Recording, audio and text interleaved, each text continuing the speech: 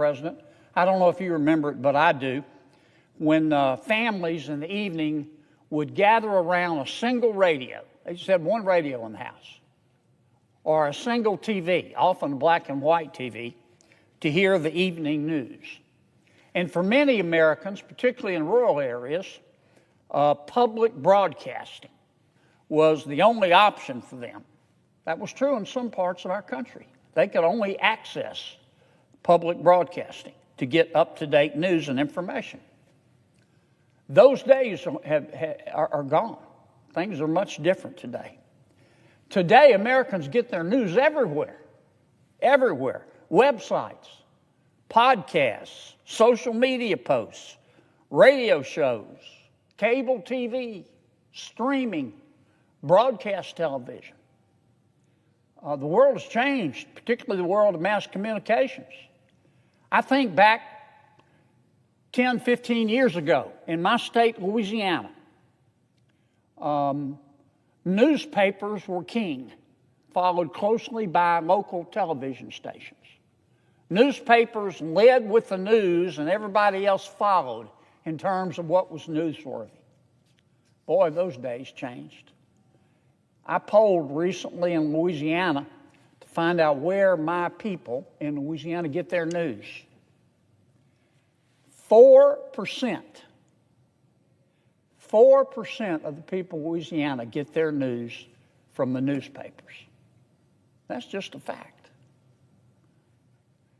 Number one, as you might imagine, is the internet.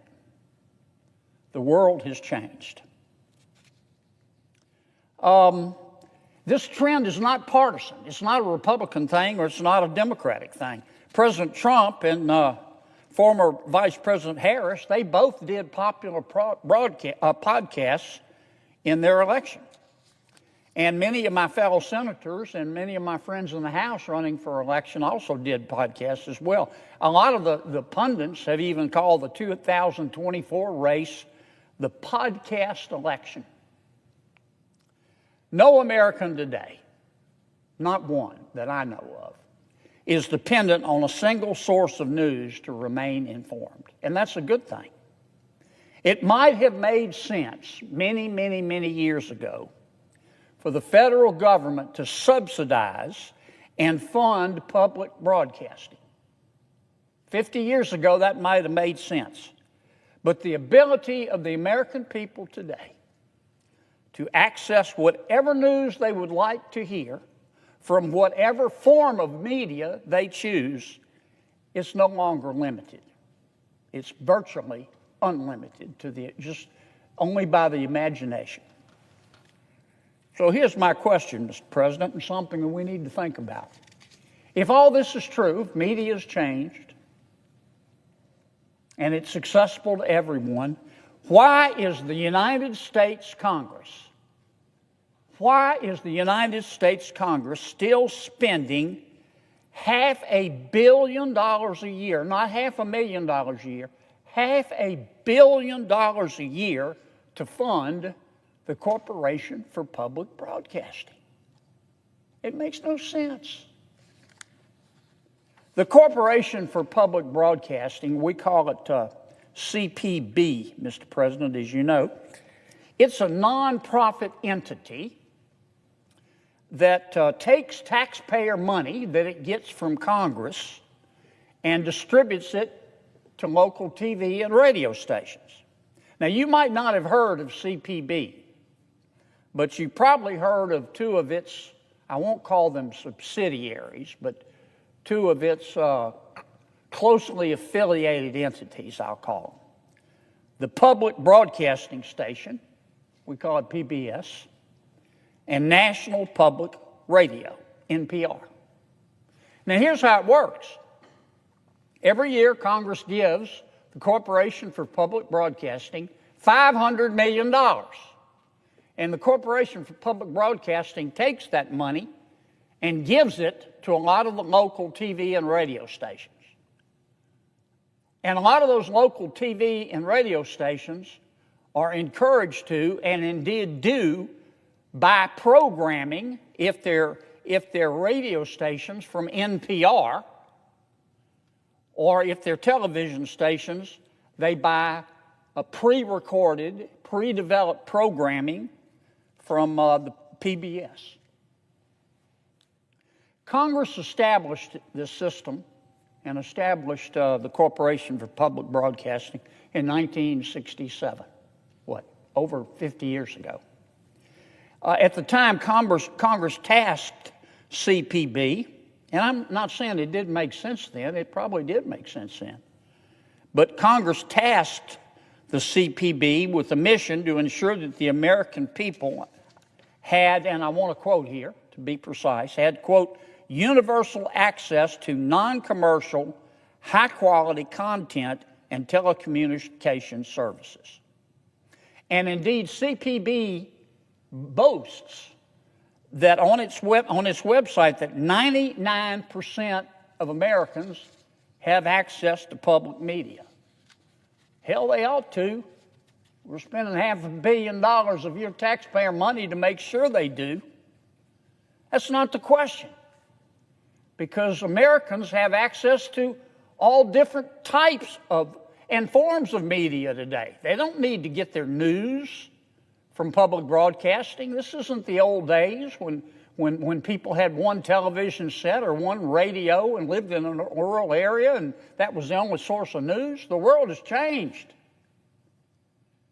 The issue today is whether the American people need taxpayer-funded public broadcasting to access high-quality content anymore. And they don't.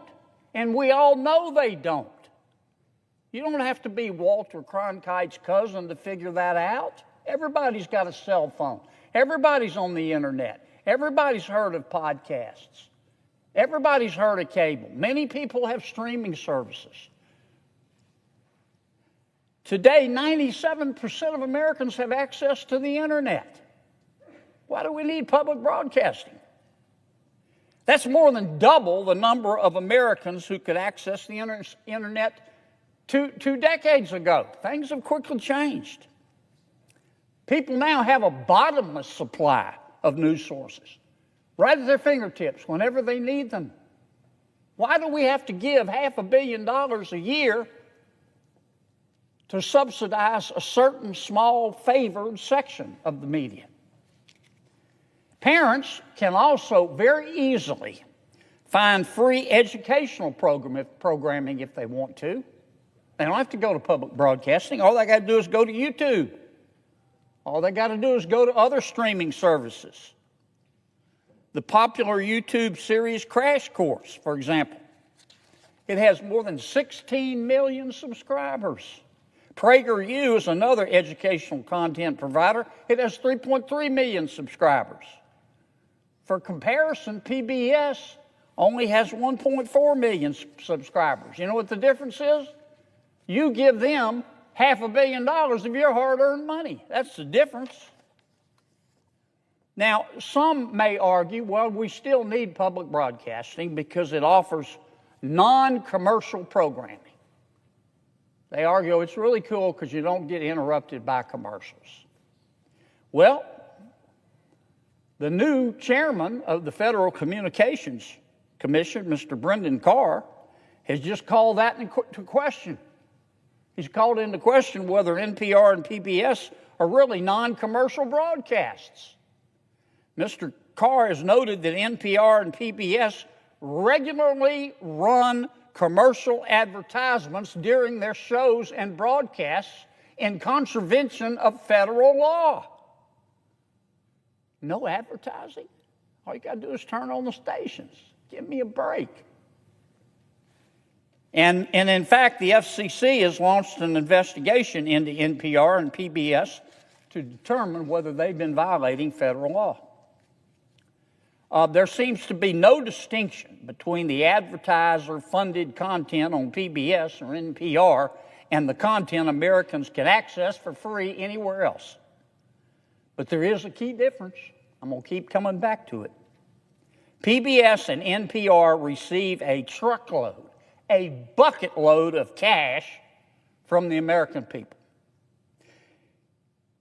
In total, Congress will send the Corporation for Public Broadcasting, and indirectly NPR and PBS, $535 million in 2025. That's an increase of 20.2% since 2020.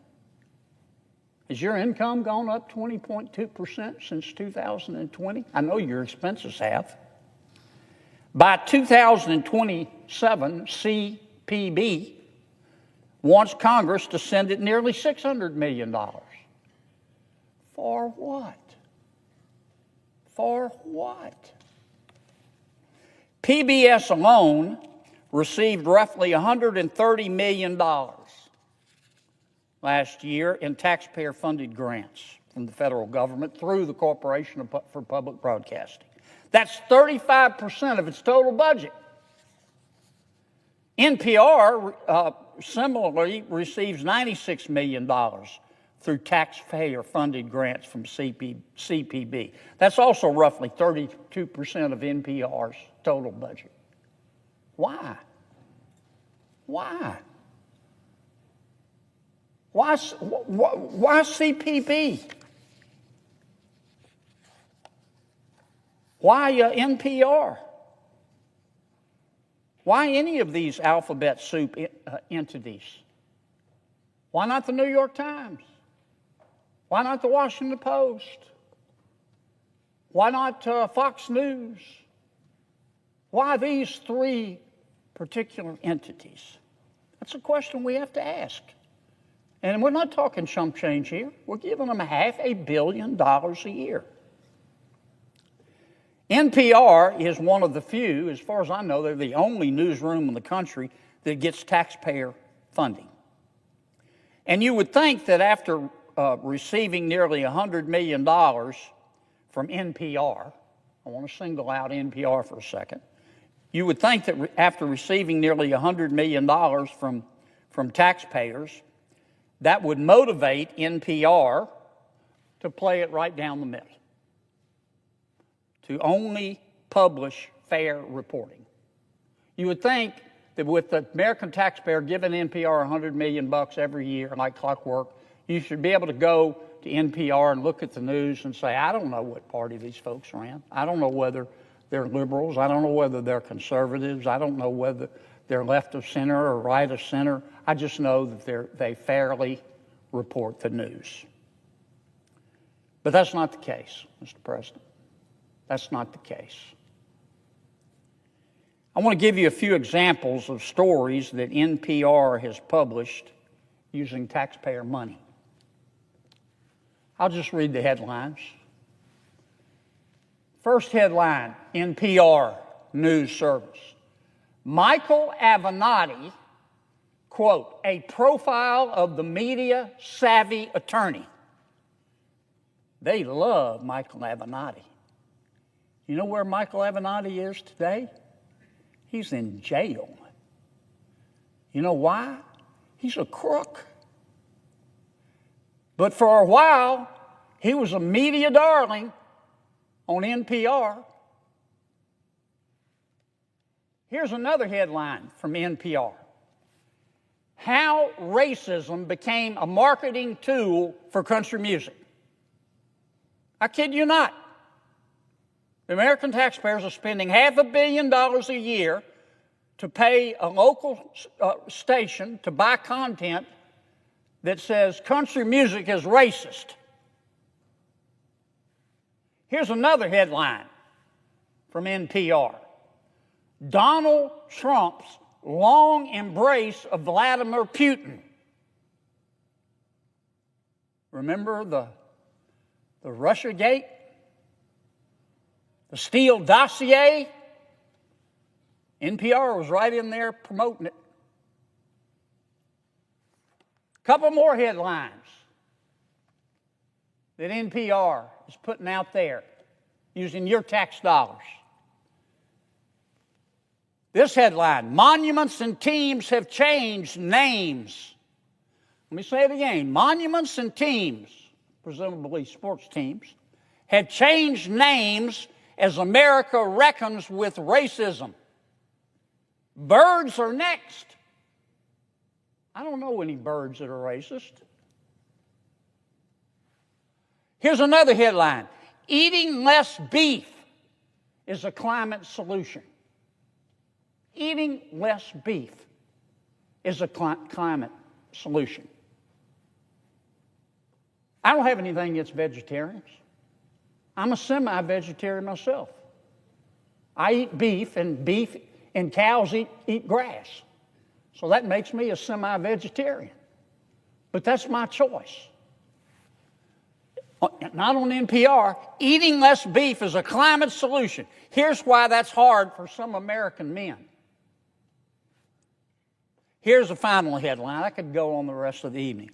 How the Taliban adds to Afghanistan's woes when it comes to climate-fueled disaster. Boy, I can tell you that's on the mind of every person in Afghanistan today, is climate change and the Taliban. I can guarantee you. I don't have a problem with these headlines. This is America. If you want to publish articles like this, which no person with a brain above a single-cell organism would call fair and balanced, if you're a news outlet and you want to publish this kind of stuff, that is your right as an American. We have freedom of the press. We have the First Amendment. You're not free in our country if you can't say what you think. You're not free in our country if you can't express yourself. I'm all for this, if that's what these outlets want to do. But I'm not for taking $500 million every single year and giving it to these stations to the exclusion of everybody else so they can do it. That's immoral. That's illegal as far as I'm concerned, or should be.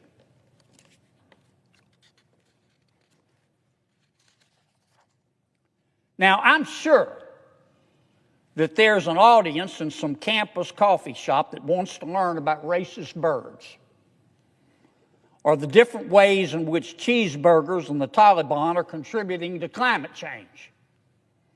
But most American taxpayers would probably prefer that Congress spend their money on something other than these controversial points of view that appeal to only a small segment of America's population, while the rest of us foot the bill.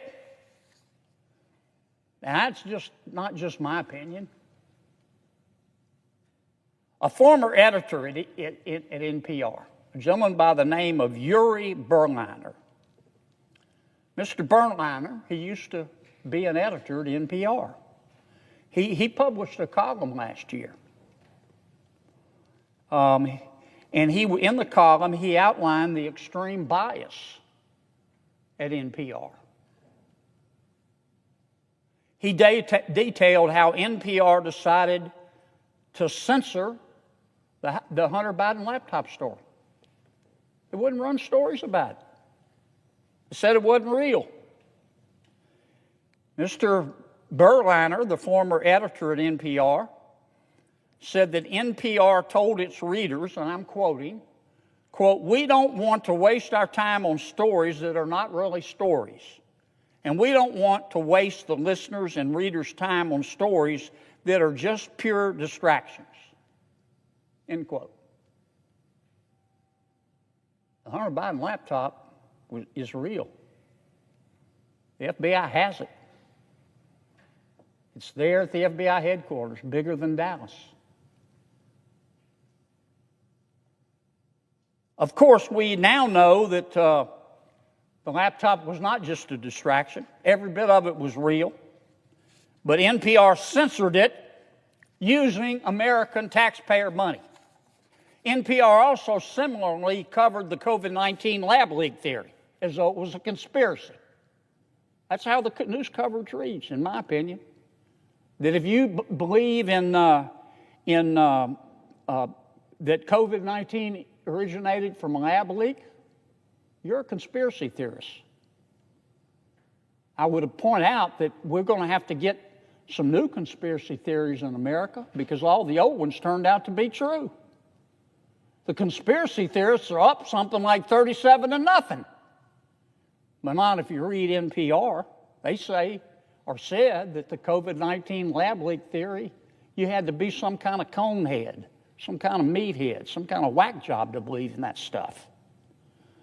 Now the federal government, the CIA, the FBI, they've stated publicly that the pandemic likely originated from what? A lab leak. I can't make this stuff up.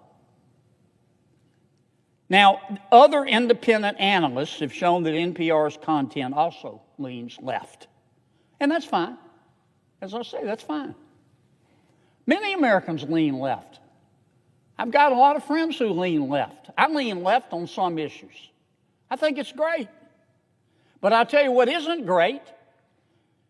Having American taxpayers spend $500 million a year to fund a news service that in turn we all have to pay for. That's not right. Since 1970, the United States Congress has given NPR more than $14.5 billion. With all those taxpayer dollars, NPR bought a $201 million office space just up the road from the Capitol. It's swell office space, $200 million worth. NPR pays its hosts as much as $532,000 a year. It pays its chief diversity officer $320,000 a year. Pretty good work if you can get it. Not NPR money. Came from you. You paid those salaries. And despite all the spending, NPR's audience continues to decline because they're obsolete. Now, Congress does not send taxpayer money to the most popular podcast hosts in America. We don't. The anchors on Fox News, the anchors on CNN, the anchors on MSNBC, nor their stations, they don't get any taxpayer dollars.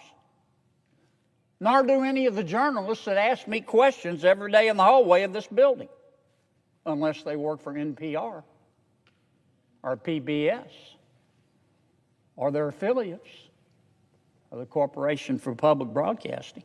Congress should not be picking winners and losers in the news media. But that's what we're doing. The United States of America has $36 trillion in debt. We can't afford anymore to blow $500 million for public broadcasting when Americans can find the same content, and in many cases better content, online for free. Now, if you want to support NPR and PBS or any other public media outlet, that is great. God bless you. This is America. You're free to do it. You are free to donate to those nonprofits as you see fit. Donate to them. But Congress should not compel taxpayers to fund them, to fund a service that the American people don't need, especially when the content, well, you can read what the content is, and maybe you agree with it. But a whole bunch of Americans don't. A whole bunch of Americans don't think that birds are racist.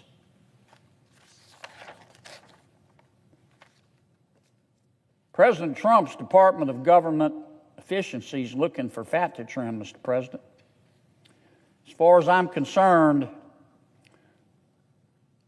this gravy train with biscuit wheels called the Corporation for Public Broadcasting is the perfect example of a project the American people no longer need and should not fund. Mr. President, I suggest the absence of a quorum